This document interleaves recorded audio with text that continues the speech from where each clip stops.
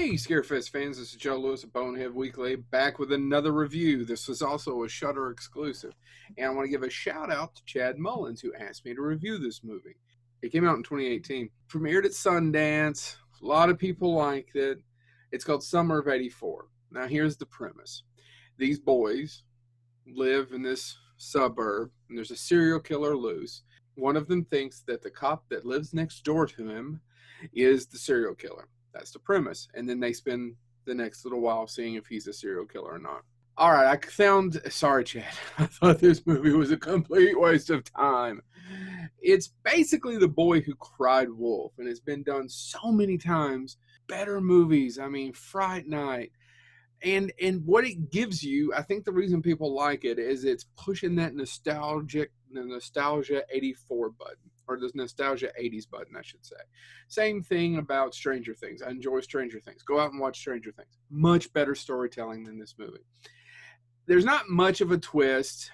One of the things, and I guess that's what people like, is the one little kind of twist at the end is decent, but I'm pretty sure this movie could have been told. In fact, it probably was told as an Amazing Stories in the 80s or something close to it. It is The Boy Who Cried Wolf. I don't know that any of the little kid actors are all that exceptional. It's somewhat Goonies-like with a serial killer, but it's not. If it had been PG-13, you could probably get behind it a little bit more. At least you could show it to your family. If you can't really do that, it's rated R.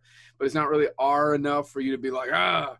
It's meandering. I didn't care for it. The directors are the same people that did Turbo Kid. I've never seen that. That may be an amazing movie. However, I did not care for Summer of '84.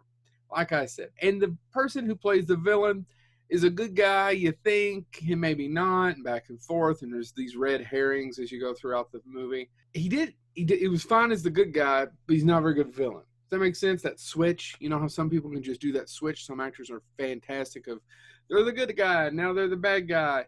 Yeah, he can't do that.